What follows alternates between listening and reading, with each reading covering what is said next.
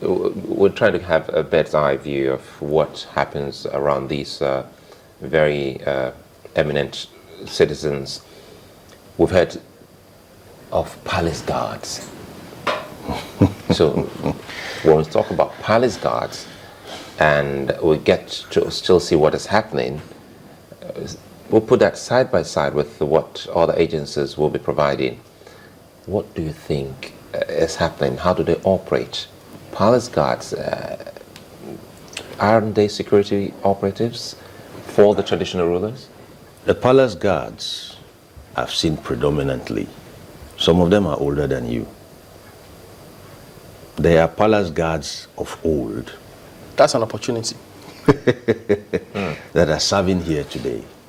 They are palace guards that actually are more traditionally inclined.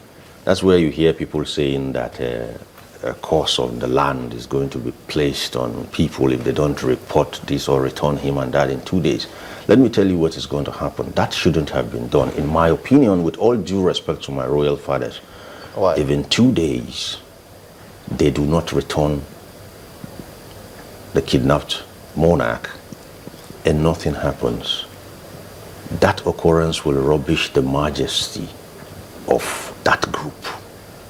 But does anybody want to dare that? That'll be the key question, because we know we've had this analogy. Just a moment. And we've had the analogy that usually if people tell lies on the Bible and the Quran, usually when you take them to their villages to go and swear on the local shrine, they're usually a little more skeptical about that. So do you think anybody will want to dare that? Let me ask you something. The man who stole the deity is being cursed by the chief priest. And I mean, he should have dropped dead for picking the deity. Listen, we have to begin to become more holistic about these things. Traditional ruler needs to take their security a bit up. They need to actually, you see, Albert Einstein said it, and I always repeat it. You don't solve a problem at the same level as the problem. You have to go a notch higher. The people who are doing these kidnaps, they're not doing it with any charms. They just sit down and unconsciously or consciously, they just use that triangle I've just shown you. They get a target, they're already willing criminals. Probably they put him on surveillance for a week or two. Perhaps with an insider exactly. help. And then they know just where to walk in and pick him up. And we say we have buried cows, we have buried people and what have you, and nothing can happen to this man. If you threw this at him, it's going to bounce away. Well, it reminds me of my school days. When we were schoolboys, there were these pranks we played on farmers. We just go and grab some of their fruits. And they used to hang cowries and all those things in the farm, so anybody who touches their fruits will, the witch or whatever will grab him. So one of us won't touch the fruits. He just goes pick the pot of charms and comes out. Because he didn't touch the fruits, the pot won't harm him. Then when the pot is off the farm, we walk in and take the fruits and take the fruit back, the pot back. So what I'm trying to tell you is I respect traditional institutions. I respect our fetishes, but we need to upgrade. Because that's the thing. That's the thing. I said, before you came on this program... Wait. Upgrade the fetishes? No, upgrade the security. Because we were discussing, leading up to this, production of this program, we were talking about who dare the traditional ruler, as you rightly put it. Once upon a time, and a lot of people would have thought that you dare not come close to them. You can't touch their fabric. Exactly. But we're getting to see all of that. So that is why when you say they have to up the game in terms of security, yes, in indeed. palaces and around traditional rulers, it's good that you bring in that perspective. But how can let's start with the palaces, what they can do for themselves before we start bringing the security operators. By the way, we had an extended invitation to the police. They'll still find time to come on the program to tell us what they're doing for the palaces and for traditional rulers. So what do you think that they can do for themselves? Well, for starters, I want to put it this way to my royal fathers. Who is your chief security officer? I'm assuming you have one. Can he... You think they should have? Yes, I'm believing they do have. When I say a chief security officer, I don't mean a physically fit person. Some people have human presences around them as security men. When I'm talking about chief security officer, I'm talking about form and content. Can your chief security officer sit down and just draw you a draft? Can he even do you a risk analysis of your own very self vis-a-vis kidnapping, quantitatively and qualitatively? Of course, that can be done. You see, if we don't know our numbers, if we cannot append a number to everything we do, you cannot control it. Business people will tell you if you cannot measure it, you cannot control it. Risk can be measured. Given the trends that we are seeing, can someone begin to say, hey, you are my CSO, can you give me a brief of how you intend to protect me in case somebody wants to kidnap me now? It's not about running to the police, give us armed men, give us... Princes can decide to kidnap their own monarch. Don't forget that kidnapping is lucrative doesn't mean everyone who kidnaps a traditional ruler has to come from outside of the palace. There are succession tussles going on which you are not hearing about. There are interest groups and pressure groups. So far, do you think we're being proactive or just reactive? No, we're being reactive. We're actually waiting for the smoking gun. It would seem that we didn't think about this. I mean, as you rightly said, we're used to kidnapping. This is not the first time. I think it was my colleague who said that. Exactly. But we did not think that royal fathers could become the subject or the object of the kidnaps. I mean, of the kidnappers. Let me share something with you. About 15 years ago, when I was in school, I read a book. It's called The Road to Gandolfo.